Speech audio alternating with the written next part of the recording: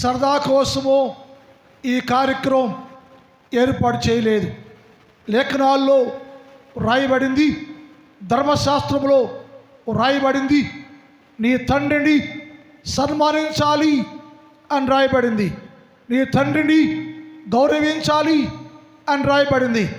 ఎందుకయ్యో తండ్రిని గౌరవించాలి? ఎందుకయ్యో తల్లిని గౌరవించాలి? ఎందుకు తండ్రికి సన్మానం చెయ్యాలంటే ఆయన చెప్పాడు, నీవు అనగా బిడ్డలు దీర్ఘాయుష్మంతులుగా ఉండాలి అంటే, బిడ్డలు దీర్ఘాయుష్మంతులుగా ఉండాలి అంటే నీ తండ్రిని సన్మానించాలి, గౌరవించాలి, ప్రేమించాలి, తండ్రి స్థానాన్ని గుర్తించాలి, తండ్రి కష్టాన్ని గుర్తించాలి, తండ్రి ప్రయాసను గుర్తించినప్పుడు ఆ విలువేంటో అర్థం అవుతుంది. తండ్రి అవసరంలా, తండ్రి సన్మానం చేయి, నువ్వు మూర్ఖంగా ఉంటావు, నువ్వు అహంకారంగా ఉంటావు నీవు. కానీ తండ్రి సంపాదించిన ఆస్తి మాత్రం కావాలా? తండ్రి సంపాదించిన డబ్బు కావాలా? తండ్రి సంపాదించిన పొలం కావాలా? అని తండ్రి పొలాన్ని నీది కాదో, తండ్రి పొలం అది, తండ్రి ఆస్తది. తండ్రి కష్టపడి నీ కొరకు నువ్వు బస్తులు కాకూడదని, బికారికి ఉండకూడదని, నువ్వు బాగుండాలని తండ్రి అనే ఆయన ఉదయం నుంచి సాయంకాలం దాకా, పగలనక రాత్రనక ఎండనక వాననక తండ్రి అనే వ్యక్తి బిడ్డల కోసం కష్టపడి చెమటగార్చి తను తినకుండా తను మానుకొని తన కడుపు కాల్చుకొని నీకోసం ఆస్తిని దాచిపెట్టి ఇస్తే ఆ తండ్రిని గౌరవించలేని దౌర్భాగ్య జీవితంలో నీవుంటే దానికి అర్థమేలే. ఎలా మధ్యడయ్యావు నీవు? బైబిల్ చెబుతుంది, తండ్రి చెయ్యి పట్టుకుని నడిపాడంట. కొంతమంది అనుకుంటారు, ఏ గుళ్ళోనే చేసుకోవచ్చా, ఇంట్లో చేసుకోవచ్చుగా, మాకేంటి మా స్టేటస్ ఏంటి, గుళ్ళోకి వెళ్ళి సేవలు వేపించుకోబట్టి మా స్టేటస్ భంగం అయిపోతా అనుకున్న టైప్ కూడా ఉన్నారు. అది వాళ్ళ కర్మకు వదిలేద్దాం.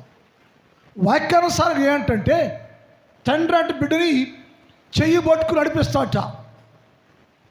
తండ్రి బిడ్డను చెయ్యి పట్టుకుని నడిపిస్తాట. కొంత దూరం వెళ్ళిపోయినాక పిల్లలు నడవలేకపోతుంటే కాళ్ళు ఈడ్చుకుంటూ ఉంటే వాడిని ఎత్తుకుని భుజాలు ఎక్కించుకుంటా అంట. అంటే నీ బరువు మోస్తా. అప్పటికేం చెప్తాడంటే, ఉన్నతగా ఉంటారా నిన్ను, కింద నడవని నిన్ను, కింద నేను నిన్ను నడవనీయకుండా నీకు స్థితి నా భుజాల మీద వేసుకుని ఇప్పుడు నా భుజాల మీద నీ భారం అంతా భరించి నీకు నేను ఉన్నతమైన స్థితిని ఇస్తాను అని తండ్రి గుర్తు చేస్తాట. అలాగే నీ కోసం, నీ క్షేమం కోసం తండ్రి కష్టపడి నిన్ను ఉన్నతమైన స్థానానికి తీసుకురావటానికి తినకుండా కష్టపడి చేసి గొప్పవాణ్ణి చేశాడు. ఎవరంటే తండ్రే. తండ్రి లేకపోతే తల్లి ఏం చేయలేదు. తల్లి వల్ల ఏమీ కాదు. మాట్లాడు బడాయి మాట తప్ప నుంచి కుటుంబానికి ఆధారం ఎవరయ్యా? తండ్రి. తండ్రి కష్టపడతాడు. అమ్మేమో పైన చూపించిన ప్రేమ, తండ్రి ఏమో తన ప్రేమను లోపల పెట్టుకుంటాడు, బయట కనపడడు. నేను చూసుకుంటూ ఉంటాడు. తండ్రి బిడ్డను తన కళ్ళ మీద పెట్టుకుని దూరంగా ఉంటాడు. బిడ్డ ఆ బిడ్డను చూసుకొని మురిసిపోతూ ఉంటాడు. బయట గోపు రావలేడు. ఆవిడ కూడా తల్లిలాగా ఆయన నటించలేడు. తండ్రి ప్రేమ లోపల ఉంటుంది. తన బిడ్డలు నా కుమారుడు నా కుమార్తె అని తండ్రి తన బిడ్డలు చూసుకున్న వల్ల మురిసిపోతూ ఉంటాడు. వీడికి అనగా నా బిడ్డకు నేను ఏదైనా చేయాలి అనుకుంటాడు తండ్రి. ఏం చేస్తావు అంటే, వాడు బాగా ఉండటానికి, చదువుకోవటానికి డబ్బు కావాలి. ఎలా తెస్తావు అంటే, నువ్వు బాగా చదువుకొని విద్యావంతుడు అయిపోయి బాగా ఉద్యోగస్తుడు కావాలని నీకోసం అన్ని ఎన్నో కష్టాలు. ఒక తండ్రి పడి కష్టం అది. బిడ్డ అంటుంది, బిడ్డ చెప్తా, అమ్మ చెప్పుద్ది, అమ్మ ఫీజు కట్టాలమ్మా అంటాడు. బిడ్డ వచ్చి తల్లి చెబుతాడు. తల్లి వచ్చి తండ్రి చెప్పొద్ది, అయ్యా బిడ్డకి ఫీజు కట్టాలంటే అయ్యా డబ్బులు లేవయ్యా, ఏం చేద్దాం అంటే ఆ బిడ్డ ఫీజు కోసం తండ్రి చేసే ప్రాంతం ప్రయత్నం చేస్తాడు. అది కూడా ఫలించకపోతే ఊళ్ళోకి వెళ్ళి పాలేరు పని చేసి డబ్బులు తెచ్చి నీకు ఇచ్చి చదివిచ్చి తండ్రి ఏమో నీ పక్షంగా పాలేరుగా మట్టి మోచి చదువుకట్టుకుని పనివాడుగా కూలివాడుగా ఉండి డబ్బు తెచ్చి నీకు ఇస్తే నువ్వు బాగా చదువుకొని ఓ స్థాయికి వచ్చావు, గొప్పోడైపోయావు, ఉద్యోగస్తులు అయిపోయావు. ఎలా అయ్యావా ఉద్యోగస్తుడివి, ఎలా చదువుకున్నావో అంటే నీ తండ్రి నీ వెనక నీ తండ్రి కష్టం. ఆ కష్టము ఏ కుమార్తె గుర్తించలేకపోతున్నారు. ఈనాడు నా జీవితం ఇలా ఉందంటే నా తండ్రి ప్రయాస, నా జీవితం ఎలా ఉందంటే నా తండ్రి ప్రయాస. నా తండ్రి నా కోసం వస్త్రాలు లేకుండా ఫ్యాషన్గా ఉండకుండా ఏది లేకుండా ఉదయం వెళ్ళి సాయంకాలం దాకా కష్టపడి తెచ్చి నాకు ఇస్తే నేను చదువుకుని ఈ స్థాయికి వచ్చానని చెప్పి అనుకుని ఆ బిడ్డలు తండ్రిని ప్రతి క్షణము గౌరవిస్తూ తండ్రి కష్టాన్ని గుర్తిస్తూ తండ్రిని ప్రేమిస్తూ తండ్రిని సన్మానిస్తూ తండ్రి గౌరవించే బిడ్డలుగా ఉండాలి. ఎందుకంటే నీ వెనక నీ తండ్రి ప్రయాస కష్టం చాలా ఉంది. అది గుర్తిస్తేనే గౌరవం. బైబిల్ ఉంది నీ తండ్రిని సన్మానించయ్యా అంది. బైబిల్లో ఒక తండ్రి కొడుకు ఉన్నారు. తండ్రి ఏమో రాజు, కుమారుడు అడుగుతున్నాడు, అయ్యా చనిపోతే నేను రాజునే కదా, నేను చనిపోతే నా కోసం ఏడుస్తావా అంటాడు తండ్రి. కొడుకు చెప్పాడు, నాయనా నువ్వు చనిపోయినాక ఏడుస్తానో లేదో నీకు తెలియదు, నువ్వు చూడలేవు. కానీ చచ్చిపోయినాక ఏడుస్తానో అని నువ్వు ఆశపడే కంటే నువ్వు బతుకుండగా నువ్వు బతుకుండగా ఎప్పుడు నీ కళ్ళమ్మటి నీళ్లు రాకుండా నేను ప్రవర్తిస్తే నీవు జీవించున్నప్పుడు బైబిల్లో రాజు అంటాడు, అయ్యా నేను రాజును కదా అంటే నువ్వు రాజువైనా గొప్పవాడే సరే నువ్వు చనిపోక ముందు నా వల్ల నీకు అప్పకీర్తి వచ్చి నా తండ్రి నా వల్ల కన్నెలు పెట్టుకుని ఏడవకూడదు అయ్యా. అలా ఏడిపించకుండా ఉంటే దానంత సన్మానం మరొకటి లేదని తండ్రితో బిడ్డ మాట్లాడారు. అందుకని ప్రతిరోజు బిడ్డలు తండ్రి కోసం తండ్రి గౌరవించేవారుగా ఉండాలని లేఖనాల్లో ఉంది. మరొక మాట చెబుతాను, నేను ఏబుని తీసుకొస్తున్నాను. నేను ఏబో ఉదయాన్ని లేచి బిడ్డల కోసం ప్రార్థన చేశాడు. నువ్వు అనుకోవచ్చు ఏబుకి ఏందయ్యా డబ్బు ఉండవుడు కదా ఏనేం చేస్తాడు అనుకోవచ్చు. ఏబు డబ్బును ప్రేమించలా, నన్ను ప్రేమించాడు దేవుడు, నా కుమార్తెనిచ్చాడు, బిడ్డలనిచ్చాడు. ఆ బిడ్డలు క్షేమంగా ఉండాలని ప్రతిరోజు తండ్రి తల్లి కంటే బిడ్డల కంటే ముందుగా లేచి ఆయన దేవుని సన్నిధిలో మోకరించి నీ కోసం అనగా బిడ్డల కోసం ప్రార్థన చేసి ప్రయాసపడి బల్లర్పించి స్తుతించి గనపరిచాడు. ఎందుకంటే నా బిడ్డలు క్షేమంగా ఉండాలయ్యో, నా బిడ్డలు దారి తప్పిపోకూడదయ్యో, నా బిడ్డలు గౌరవంగా ఉండాలయ్యో అని ఆ బిడ్డల కోసం ప్రార్థించిన వారుగా ఉన్నట్టుగా లేఖనాల్లో ఉంది. కనుక తండ్రి స్థానం ఏంటంటే నీది తండ్రి సంపాదిస్తే నువ్వు జలసా చేస్తున్నావు, నీ సంపాదించే దమ్మునికి లేదు, సంపాదించలేవు. నువ్వు తండ్రి కష్టపడి సంపాదించి ఇల్లు కట్టి బంగళ కట్టి కారు కొనిపెట్టి ఎన్నెన్నో చేసి కష్టపడితే ఆ తండ్రి నాకు బాధాకరం ఏంటంటే తండ్రి పొద్దున్నే తింటాడో తెలియదు కానీ కర్ర కత్తి పొలుగో లేక పారో తీసుకుని పొద్దున వెళ్తాడు పొలంలోకి.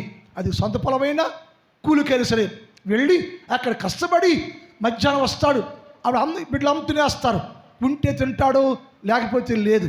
రాత్రికి వస్తాడు, ఉంటే తింటాడు ఉంటే ఏదో కొంచెం మీరు తృప్తిగా ఉండాలి. కష్టపడి తండ్రి పెంచి పోషిస్తేనే బిడ్డ ఎదిగాడు, బిడ్డ దీవెనకరంగా ఉన్నారు. ఈనాడు బిడ్డలు అది మర్చిపోకూడదండి. నా వెనక నా తండ్రి కష్టం, నా వెనక నా తండ్రి ప్రేమ, నా వెనక నా తండ్రి ప్రయాస ఆ పడి నాకు ఉన్నతమైన స్థితిని జీవితాన్ని ఇచ్చాడని లేఖనాల్లో రాయబడి ఉంది. కనుక తండ్రులారో బిడ్డలు దీవించండి, బిడ్డలారో తండ్రి సన్మానించండి, అది మంచిది. తండ్రిలోనే మాటలో ఇంగ్లీష్లో పదం ఉంటుంది. తండ్రి ఏమంటారు కమలమ్మ గారు? కొద్ది సహాయం, ఇంగ్లీష్ నాకు రాదు. ఫాదర్ అనే మాటలో చెప్పాలి, కొంచెం సహాయం చేయమ్మా. ఫాదర్ అనే మాటలో మొదటి అక్షరం ఎఫ్ అంటే ఫ్రెండ్. తండ్రి అనే వ్యక్తి బిడ్డ తండ్రి ఎప్పుడు ఫ్రెండ్స్గా ఉండాలి. ఎలా ఉండాలి?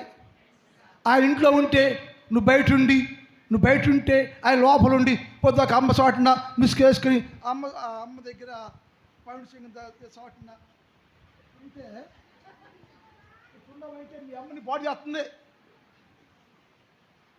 తండ్రి బాడీ చేయడు బిడ్డల్ని. ఏ తండ్రి కూడా బిడ్డల్ని తల్లి పాడు చేస్తుంది. తండ్రి పాడు చేయడు. తండ్రి పర్ఫెక్ట్ మ్యాన్. ఇంట్లో తండ్రి పెత్తరే ఉండాలి. బిడ్డలైనా భార్య అయినా తండ్రి యొక్క చెప్పు చేతల కింద లోబడి ఉండాలి. మీ బడాయి ప్రపంచం అంతా ఆదాయ పెత్తనం. ఇంట్లో ఆడపెత్తనం పమ్మదరం అంటారు. ఏ ఇంట్లో ఆదాయ పెత్తనం ఉంటే కొంప విలువలు ఉండవు, గౌరవం ఉండదు, గంత ఉండదు, బడాయి ఉంటుంది, చూడటప్పుడు బాగుంటుంది, విలువలే ఉండదు. సొసైటీలో విలువ కావాలంటే తండ్రి పెత్తనం ఉంటేనే, తండ్రి నాయకత్వం ఉంటేనే, తండ్రి స్టేటస్ ఉంటేనే ఆ ఇంటికి విలువండి. అందుకని అన్నాడినా తండ్రి బిడ్డ ఎలా ఉంటే ఫ్రెండ్స్, స్నేహితులుగా ఉండాలి. ఎప్పుడైతే తండ్రి కొడుకు, తండ్రి కూతురు ఫ్రెండ్స్ లాగా, స్నేహితులాగా ఒకరి కష్టాలు ఒకరు కూర్చుని చెప్పుకొని మాట్లాడుకుని అన్ని విషయాల్లో పంచుకోగలిగితే ఆ కుటుంబంలో ఆ తండ్రి బిడ్డల మధ్యలో పరిపూర్ణమైన స్నేహభావము కలిగిన వారుగా ఉంటారని రాయబడి. అందుకని తండ్రి స్థానం సపరేట్. తండ్రి స్థానం చాలా శ్రేష్టమైంది కనుక తండ్రిని గౌరవించాలన్నాడు. తర్వాత ఏంటండి? ఏ అంటే అడ్మినిస్ట్రేటర్, పరిపాలకుడు. తండ్రి ఎవరో అంటే మంచి పరిపాలన చేసే వ్యక్తి, నాయకుడైన ఇంటికి మంచి పరిపాలన చేయాలి. తండ్రి అనేవాడు తిన్నావా, నువ్వు ఎక్కడికి వెళ్ళావు, ఏం చేస్తావు, ఆ కుటుంబాన్ని పరిపాలించే మంచి గృహ నివాకుడు అని బైబిల్లో ఉంది. తండ్రి మంచి అడ్మినిస్ట్రేటర్గా ఉండాలి, పరిపాలించేవాడుగా ఉండాలి, చూచేవాడుగా ఉండాలి, అన్ని సంరక్షించేవాడుగా ఉండాలి, అన్ని పరిశీలించేవాడు ఉండి అడ్మినిస్ట్రేటర్గా ఉండి మంచి నాయకుడిగా ఉంటే కుటుంబంలో ఏది బిడ్డలకు కొదువు అనేది ఉండదు. కాబట్టి నాడు కుటుంబాల్లో అమ్మ పెత్తనాల వల్ల, అమ్మ అడ్మినిస్ట్రేటర్ వలన పాడైపోతుంది. తండ్రి అడ్మినిస్ట్రేటర్గా ఉండాలి. ఇంట్లో బిడ్డల విషయంలో, భార్య విషయంలో, కుటుంబ విషయంలో తండ్రే ప్రథమ స్థానం కలిగిన వాడిగా ఉండాలి. అడ్మినిస్ట్రేటరు, మంచి నాయకుడు, పరిపాలించేవాడు ఎవరంటే, కుటుంబాన్ని పరిపాలించే ఎవరంటే తండ్రి. ఆ తండ్రి నాయకత్వంలో కుటుంబాలు, బిడ్డలు ఉంటే క్షేమకరంగా ఉంటుంది. తర్వాత FTA, తర్వాత T అంటే టీచర్, ఉపాధ్యాయుడు, ఈ బోధించేవాడు. ఈ తండ్రి శారీరకంగా బోధించాలా, ఆత్మీయంగా కూడా బోధించాలా. ఈ ఉపాధ్యాయుడు, ఆత్మీయ ఉపాధ్యాయుడు, క్రిస్టియన్ ఉపాధ్యాయుడు, తండ్రి బిడ్డలకు మంచి ఉపదేశించాలి, బోధించాలి, ట్రీట్ చేయాలి. టీచర్గా, ఉపాధ్యాయుడిగా నీ బిడ్డలకు నీవు మంచి ఉత్తమ ఉపాధ్యాయుడిగా, టీచర్గా, క్రిస్టియన్ టీచర్గా, శారీరక టీచర్గా, మానసిక టీచర్గా ఉండి నీ బిడ్డలకు నీతి సూత్రాలు నేర్పేవాడుగా ఉండాలి. బిడ్డలు మన ఈ చాలామంది లోకం చూస్తూ ఉంటాం. మనం పిల్లకాయలు చూసి తల్లిదండ్రులు భయపడతారు. అసలు నాకు నచ్చినది. ఇప్పుడు నాకు ఒక కొడుకు ఉండాడు, ఒక కూతురు ఉంది. నేను వచ్చపోయారు ఇక్కడ మన ముందుకు వచ్చి మాట్లాడు దమ్ము ఎడుకి ఉండదు. నేను తండ్రి యజమాని, నేను చచ్చిపోయిందో నా పెత్తనం ఉంటా ఇంట్లో, నా మాట సాగాలి, నా మాటే నీ పెత్తన బోడి పెత్తన ఉంటే కుదరనే కుదరదు. మా అబ్బాయి వస్తాడు, ఇంటే కూర్చున్నాడు, వాళ్ళంతా మాట్లాడతాడు, వెళ్ళిపోతాడు. ఎందుకు వచ్చో తెలియదు, ఎందుకు వెళ్ళాడు కూడా. నేనే అవసరమైతే నేనే నాయకుడిగా ఉంటే ఇంటికి నేను నాయకుడిగా ఉండాలి. ఏ కుటుంబంలో తండ్రి టీచర్గా ఉన్నాడో బోధికుడు ఉండడు, బోధించడు, సరిచేయకపోతే ఆ బిడ్డలు క్రమంగా ఉండలేరు.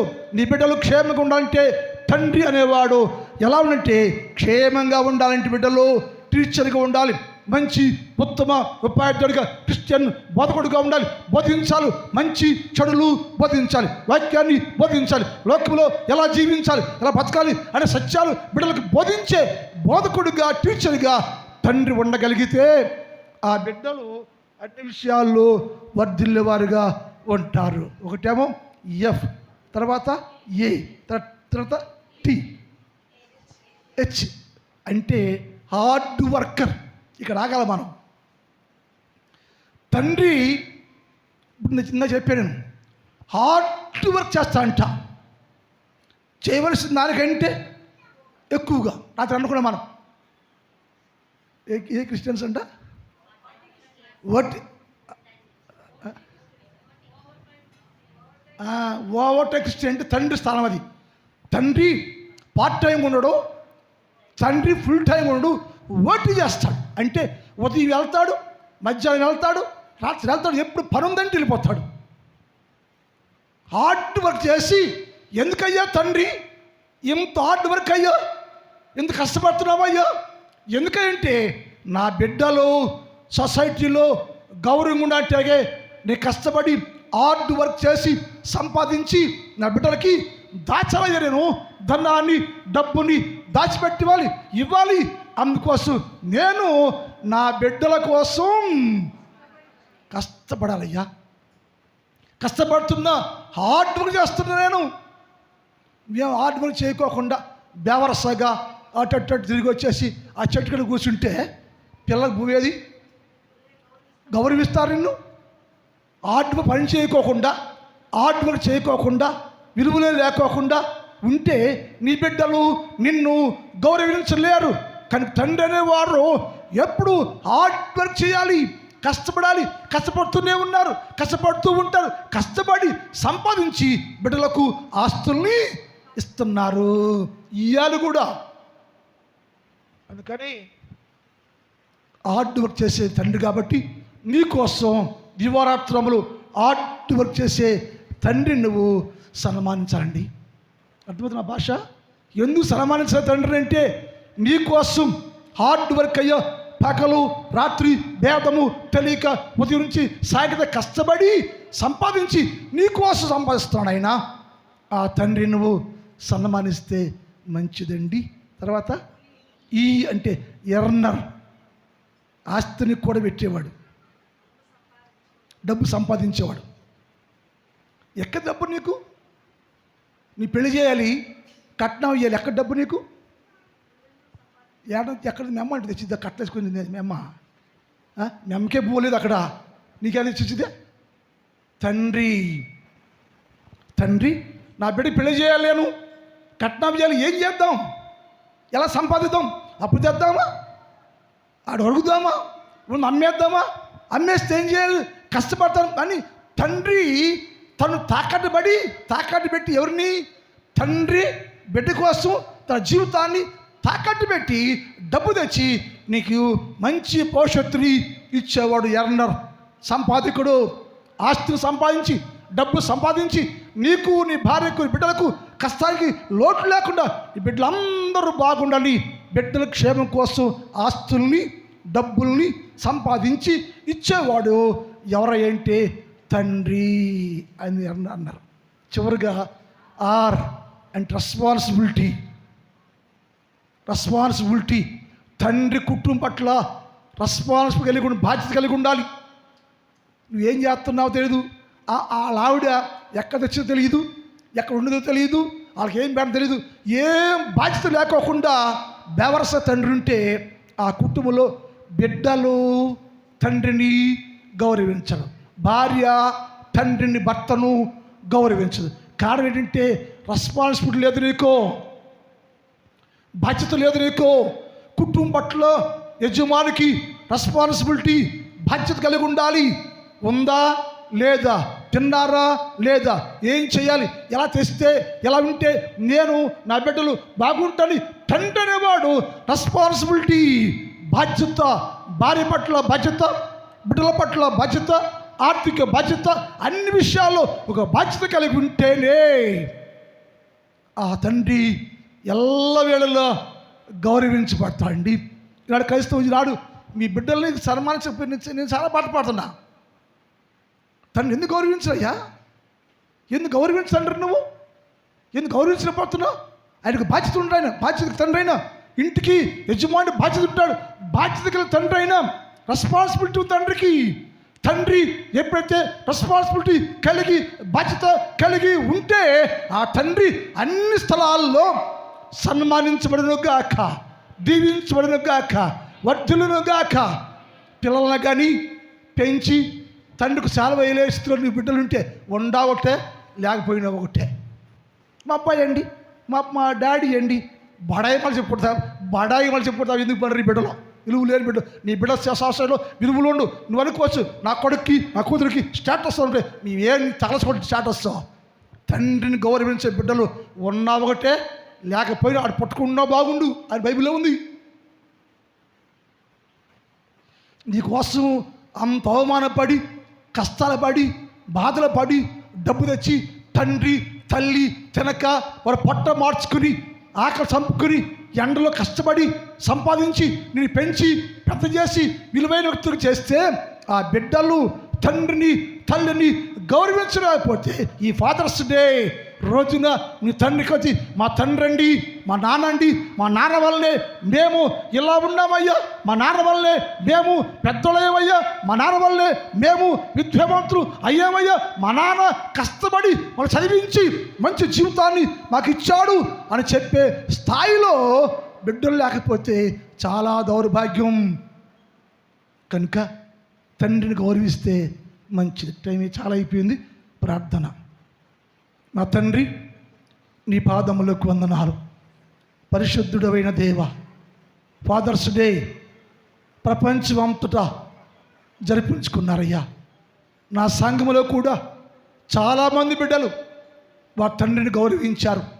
వారిని దీవించండి, తండ్రులను దీవించండి, బిడ్డలను దీవించండి. ఒకవేళ ఎవరైనా తండ్రిని గౌరవించలేకపోతే వారిని కూడా దీవించయ్యా. వారిని కూడా కాపాడండి. వారి తల్లిదండ్రులను దీవించండి, వారి కుటుంబాలు దీవించండి. మరొకసారి వారి తండ్రిని గుర్తించే వాగు దయచేయమని ప్రార్థన చేస్తున్నా. ఇదే కాలంలో ఈ స్థలంలోని ప్రతి బిడ్డను దీవించండి. ప్రతి ఒక్కరయ్యా తల్లిని తండ్రిని సన్మానించి గౌరవించే బిడ్డలుగా ఉండటానికి సహాయం చేయి. ఎందుకంటే వారి రక్తం కార్చరయ్యా, వారి రక్తం కార్చి బిడ్డలు పెంచవయ్యా.